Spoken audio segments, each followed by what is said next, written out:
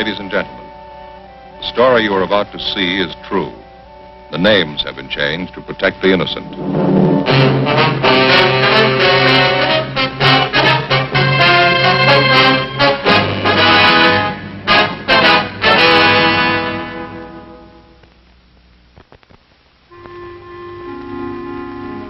This is the city.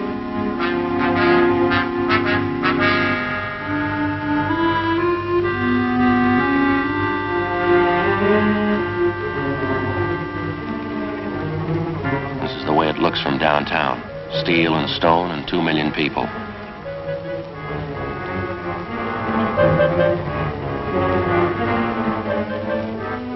They produce everything for the millions. They use it up for the millions.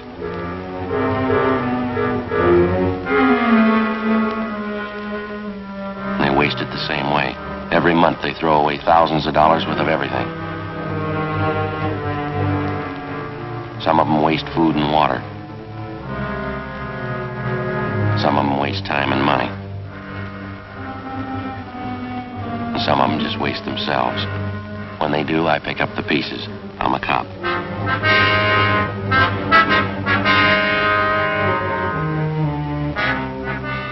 It was Sunday, March 9th. We were working the day watch out of homicide detail. My partner's Ed Jacobs. The boss is Thad Brown, chief of detectives. My name's Friday. It was 4:35 p.m. when we got to the Kelsey apartments. The call came in a half hour before. A man reported the fatal shooting of his wife. We didn't know how it happened. We didn't know why it happened. The husband claimed it was suicide. The evidence pointed to murder.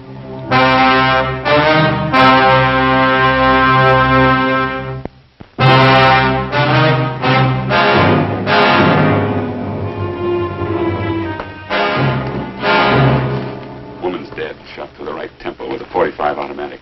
Husband claims it was suicide. What's the name? Mr. and Mrs. Andrew Robertson. Wife's name is Marie. That's Mr. Robertson in the front room there. Crime lab been called? They're on their way. I guess we better talk to Robertson. Right.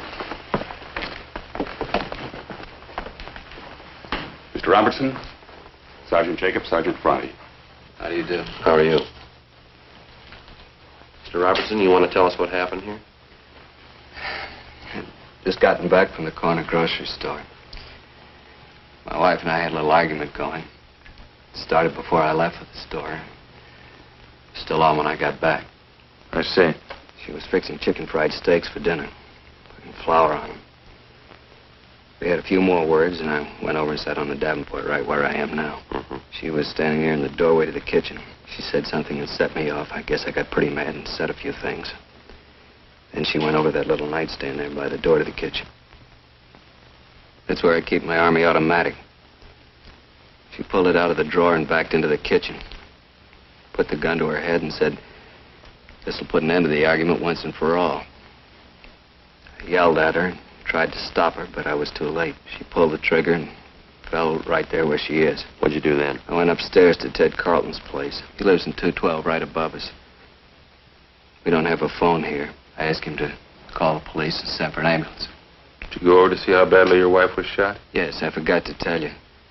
The minute she fired, I rushed right over to her, but it was too late. She was dead. Did you touch anything in here? Move anything? No, sir. Not a thing. I've been right here ever since I got back down from Ted's room upstairs. Joe? Empty cartridge casing here on the floor. Yeah. Well, when Jones gets here, we can measure the distance. Just a minute.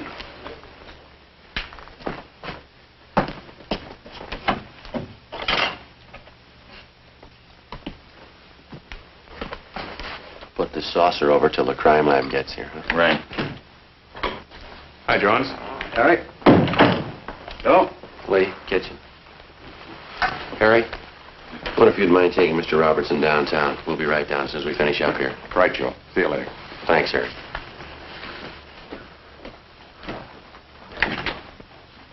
Shot through the right temple. Husband claims suicide. Uh-huh. What's under the saucer?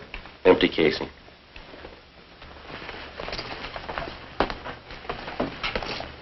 Looks like she was flouring meat, huh? That's what the husband says, yeah. That's probably what that is on the barrel of the automatic there. Yeah, we noticed that. Wastebasket's sure full, isn't it? Mm-hmm. Right tempo, huh? Mm-hmm. 45 automatic. Yeah. If she shot herself in the kitchen, the position of the body doesn't warrant the empty casing being out there in the living room, does it? George. Yeah. Come in. Friday? Jacobs? All right, George. Hi. What do you want to shoot? Why don't you get an overall of the room first and then grab one in the kitchen there? Yeah, all right. I'll get this saucer off the casing for you, George. Thanks. Okay.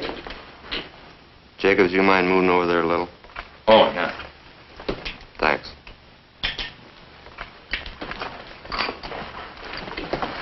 What do you want now, the kitchen? Right.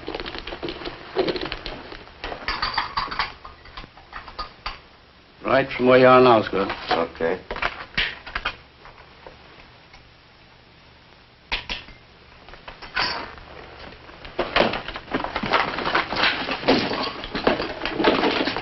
Now right over the body. Yeah, all right. Better get that chair to stand on. Yeah, here you are. Thanks, Ed. Too much room to work in here. Can you get it all in there?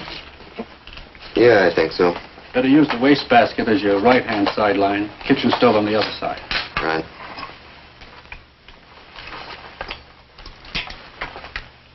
Can't get the stove in. You settle for the wastebasket only? Fine. Just use that as your right-hand sideline. Right. Okay.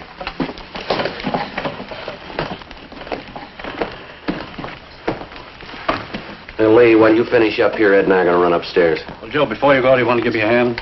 Take all this in. Sure, fine. Where do you want it? Right to about where she must have been standing. About here? That's good.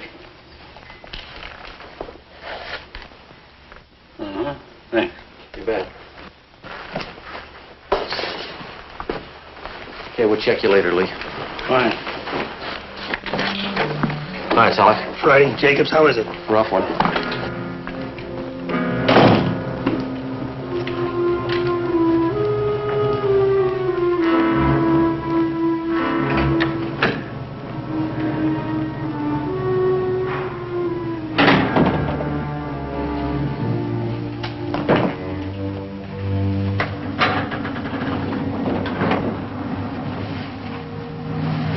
Isn't it? Yeah, Ted Carlton.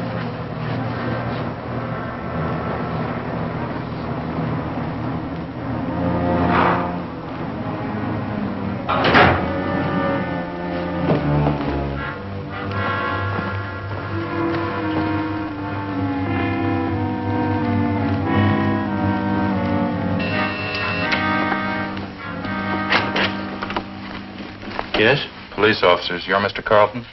Yes, I am. It's an awful thing, isn't it? We understand you're a friend of the Robertsons. Yes, I am. You found out anything yet? You think Andy killed her? We don't know. We haven't completed our investigation. Oh, I see. Well, I'll bet that's the way it was. I hate to say that, but from all the indications, it certainly looks that way. How do you mean? The argument, the shouting, and then that single shot. I don't know. It sure struck me that Andy did it. When did the argument start? Was it prolonged, do you know? What do you mean? When did it start? What time, do you know? Well, this one today started about 3:30 when Andy got back from the store. They've been arguing ever since I've known them. How long have you known them? About 2 years. Those two never should have gotten married to begin with, if I'm any judge. You married? No, sir, I'm not. Wonder if you can tell us. Did Mrs. Robertson ever say anything that would lead you to believe that she was in fear of her life? Well, yes, she did. One time Andy stalked out of the apartment down there, and Marie came up here to see me. She was in tears, all broken up about it as usual during those spats. I see. She said, I'll try to remember exactly how she put it. She said, Andy gets so mad sometimes I think he's going to kill me. What do they usually argue about, do you know? Different things. This particular time I was telling you about, I think, was over his being late for dinner. I see. Now, aside from this one instance, is there anything else you can offer us? Well, Andy has a terrible temper, that I know. We used to go out and bowl once in a while, Marie, Andy, and myself. We had to stop. Every time he missed a spare, you'd think it was the end of the world. Would he usually seem to take it out on his wife? Most of the time, yeah. Although I must say I caught it myself a few times. Abusive language. He really carried on over nothing at all. Did Robertson leave his wife home alone much of the time? No, not any more than usual. Seems like he always wanted to get home just so they could argue. Everybody in the apartment house knows about him. Now, you said that Mrs. Robertson came up here after that one particular argument. That's right, sir. Did she come up here often? No, not very often. Just when she was unusually upset and her nerves were on edge. but only then when Andy'd rush out mad. Do you know whether or not Robertson owns a gun? Yes, I believe he does. As a matter of fact, I know he does. One night we were having trouble with prowlers. He came up here with his automatic. I see. Later on, I think I asked him where he got the gun. He said from the Army. Anything else you can add, Mr. Carlton? Well, I was the one to call the police. You knew that. That's what we understand. Well, didn't Andy tell you? He came up here right after the shot and asked me to call the police for him. They don't have a phone. Exactly how did he tell you? Well, what do you mean? Well, what were his exact words? Can you remember? He said, my wife's shot, call the police and get an ambulance quick. What was your reaction to this? Well, I'd heard the shot, so I wasn't too surprised. When Andy came running up here, I knew before he said a word. You could tell just to look at him. You could tell what? That something was wrong. I had a hunch all along that this might happen one day. What's that? That Andy'd kill his wife.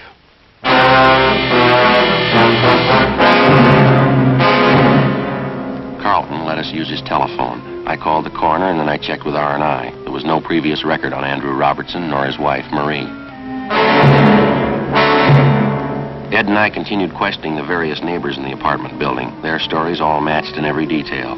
The Robertsons had been known to argue quite frequently and quite loud. None of the neighbors could definitely say that they had ever heard Andrew Robertson threaten his wife. All of them volunteered it would be entirely possible. We went back to the interrogation room where we questioned the suspects for a full hour. Everything I've told you was the truth. Would you mind going over it just once more? All right. We had our quarrels and our arguments. I guess some of them were pretty bad. But I'd never do a thing like this to Marie. You don't seem very upset about all this, Robertson. I'm not crying about it, if that's what you mean. I'm sorry she had to do it. Tried to stop her, but there was nothing I could do. You seem to be taking all this pretty well under the circumstances. I don't know if I can explain how I feel about it. You see, Marie and I weren't too happy the last couple of years. We've been married 8 years, and I guess from the start we could never hit it off. Did you used to argue quite a bit? No, not at first we didn't. Just seemed that we've drifted apart the last couple of years. We seemed to fight all the time over nothing at all. I honestly believe we fell out of love. Would you mind telling us again exactly what happened this afternoon?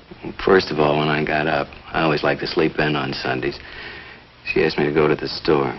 That started the argument. She knows I don't like to do the shopping. It seemed like she was always forgetting something and I'd have to go. Mm-hmm. When I got back from the store, she was making chicken fried steaks for dinner. She's putting the flour on the meat. We argued back and forth for a minute, and then she stepped into the living room. I went over and sat on the Davenport. Go on. We had a few more words, and she went over to the small nightstand by the kitchen door and took out my Army automatic that I kept in there. She backed up into the kitchen and pointed the gun at her head. Yeah? She said, "This'll end the argument once and for all." As I said, I was on the Davenport about 12 feet away from her. I yelled at her. What'd you say? I said, "Marie, put that gun down. It's loaded." Before I could reach her, she pulled the trigger. Then what'd you do? I rushed over to her, but it was too late. She was dead. What happened then? We don't have a phone, so I rushed upstairs to the apartment right above us, Ted Carlton's. I asked him to phone for the police and the ambulance. Did you tell this Carlton about your wife? Yes, sir, I did. Told him she'd been shot. Then where'd you go? So just like I told you, at the apartment.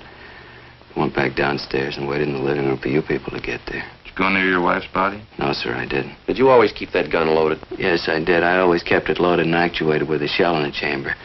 But I kept the safety lock on. Marie knew how to operate the gun because I showed her for when I was out late.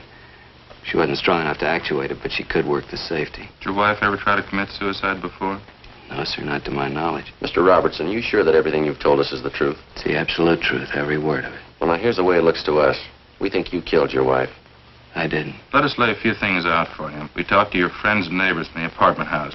We have people who'll testify to the fact that your wife was afraid that you might kill her. She told one man that. It isn't true. I don't know what she may have told somebody, but I didn't kill her. It's a known fact throughout the entire apartment building that you and your wife had violent quarrels. Kind of arguments from all reports could easily lead to something like this. I told you that we argued, but I didn't kill Marie. I couldn't do a thing like that. Mr. Robertson, we've made a preliminary investigation of your apartment. Now, you say your wife killed herself. Let me show you some of the flaws in your story. All I can say is that I've told you the truth. I didn't kill her. You told us that your wife went to the nightstand and got the gun. Yes, sir, that's right. How did she pick up the automatic? How do you mean? How did she take it from the drawer? Like anyone would pick up a gun by the butt. She picked it up like anybody who was going to use it. You're sure about that? Yes, sir, positive. She didn't touch anything but the butt. Well, she had part of her hand on the trigger. Yeah, we know that. But she didn't touch any other part of the weapon. No, sir, she did not. She didn't have time. Then how do you account for the fact that we found traces of flour on the barrel of the gun? Sure, she was flouring meat. How did the flour get on the barrel? I don't know. Isn't it true that when you approached her with the automatic pointed at her, she tried to ward off the shot with her hand? Isn't that how the flour got on the barrel? No, sir, that isn't true. Now, you said that your wife was putting flour on some steaks. That's right. How do you account for the fact that we didn't find any flour on the butt of the gun where it belonged? Or on the drawer of the nightstand where you say she first picked up the automatic? I can't answer that. I don't know what all this means. Well, I'll tell you what it means. It means that unless you've got some kind of explanation, we have to assume you're lying, that you killed your wife. I don't know how to explain all these things, but I didn't kill her. Mr. Robertson, you say you were an Army man. Isn't that what you told us out at the apartment? Yes, sir. I was a sergeant in the Army during the last war. What outfit were you with? I was an instructor in sidearm weapons at Santa Ana Army Air Base. Then you'd be somewhat of an authority on the Colt .45 caliber automatic pistol, wouldn't you? I guess I would, yes. That was one of the weapons I instructed in. You'd know all about the system of ejection employed by the Colt Company on their .45 automatic? Yes, sir, I would. The empty casing ejects to the right, up, and back. That correct? Yes, that's right. In other words, if you were pointing a .45 at me and you pulled the trigger, the empty casing would eject to your right, up, and fall to the floor to the rear on your right side. Is that right? Yes, sir, that's the way it would end up. You still maintain your wife shot herself? Yes, I do. Where was she standing when she pulled the trigger? As I told you before, in the kitchen. How was she standing? What do you mean? Which way was she facing? Well, let's see. Facing me about 3/4. Yes, that's right. In the kitchen near the sink, facing out toward me. And where were you? On the Davenport in the living room, facing her. Now, bearing in mind what we've already discussed and agreed upon concerning the ejection system of a .45, how do you account for the fact that the empty casing was found in the living room, 6 feet 4 inches from the kitchen? Well, let's see. I'll figure it for you. The empty casing should have been found on the floor of the kitchen somewhere to the right and rear of your wife. Isn't that about it? Well, I don't understand. Why are you trying to prove me guilty? I've told you, and I swear to you, I didn't kill my wife. It'd be a physical impossibility for that empty casing to have landed anywhere but in the kitchen if your wife had pulled the trigger of that automatic. Now, how about it? What can I say? Please believe what I'm telling you. I didn't do it. Not according to the evidence. I don't understand any of this. All right. Here's the way we've got it reconstructed. You had a quarrel. You got the gun. You met your wife at the doorway of the kitchen. You pointed the gun at her. She tried to ward it off with her left hand, leaving flour on the barrel of the gun. You fired, and the casing was thrown up and back to the right where it landed on the rug of the living room. The testimony of the neighbors, the flour on your wife's hand, the position of the empty casing. Robertson, you're it. I don't know why all those things are the way you say they are. We do. We don't believe your wife committed suicide. Come on, Ed.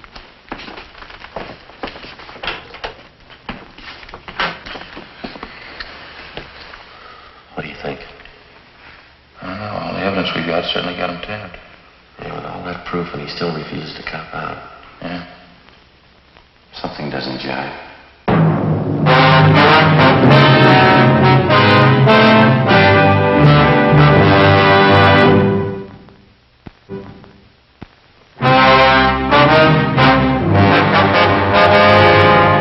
We had Gene Bechtel take Andrew Robertson's statement that his wife had committed suicide, a fact that he couldn't prove and that we could disprove. We had before us the final investigation. All physical evidence was taken to the crime lab for analysis. The photographs taken at the scene were developed and brought in for careful checking.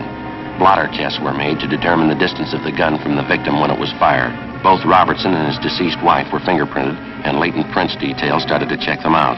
2 teams of men were sent out to talk with the close relatives of the 2 people.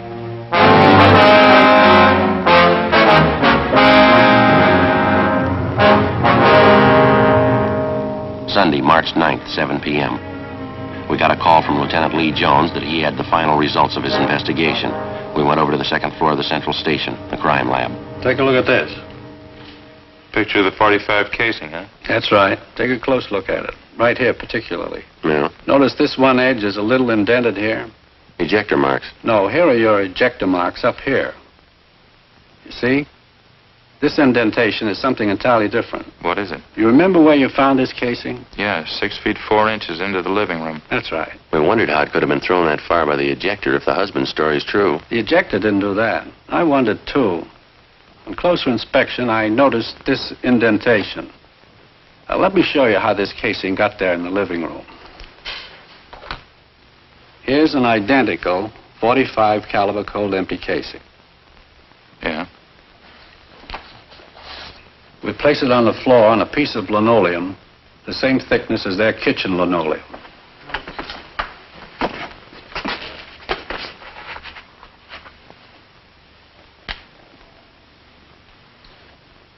Now watch this. I'll step on it, hitting it from an angle.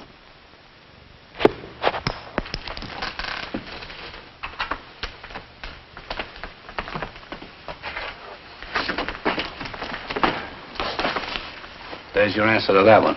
Now, when the husband ran over to his wife's side, what did he say he did? That's about the size of it. He stepped on the casing accidentally, certainly not caring about it at the moment, and it bounced out into the living room, just like a tiddlywink. Notice the casing now, the indentation. Check it against the photo. Yeah, it matches. Did the flower on the barrel of the gun, it was flour, by the way, did it figure in for you, fella? Well, we figured the wife was trying to ward off the gun when he pointed it at her. Certainly the logical deduction. Here's that shot of the kitchen out there. Mm-hmm. Notice the wastebasket here? Pretty full, isn't it? Yeah, we noticed that when we were out there. What you probably didn't notice was this. Here's a blow-up of just that section where the wastebasket was. Can you see what's on top of the stuff in the basket there? Yeah, looks like a flour sack. That's right, an empty flour sack.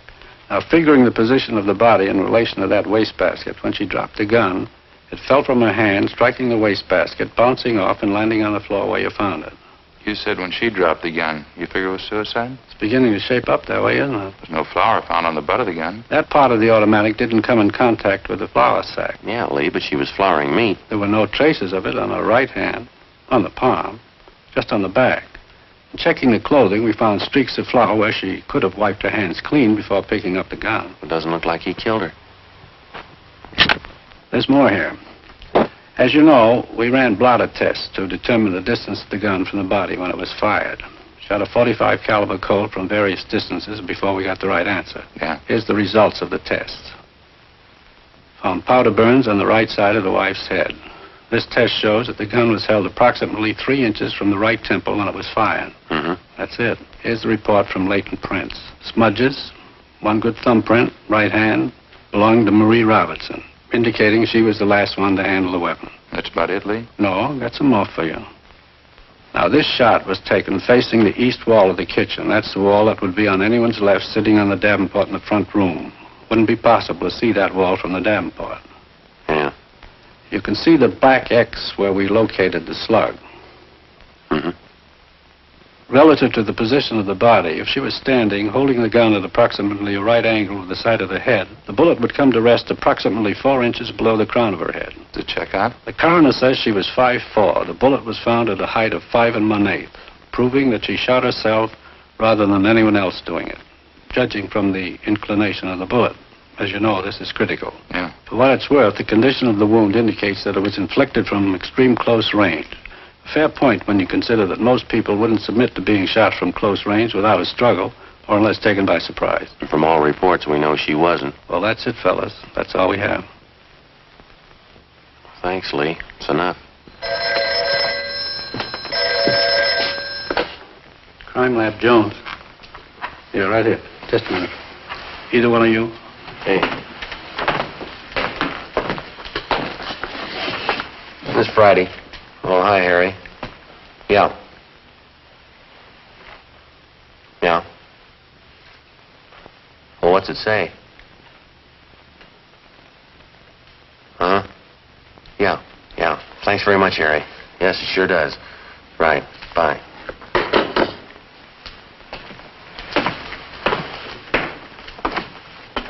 Harry Fremont.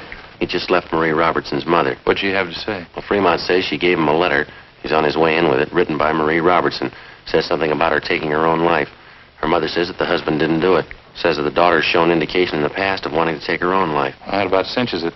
Makes you feel kind of good, doesn't it? Yeah. Finding a man clear on a charge instead of having to hang him up. Yeah. Come on, Ed. Right. Where you headed? Back cross street. Wait till I get my coat. I'll go with you. What for? I want to see him, too, when you tell him.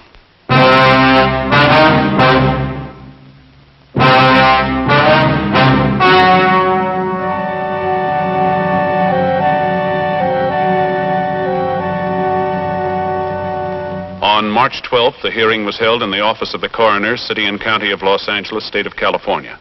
In a moment, the results of that hearing.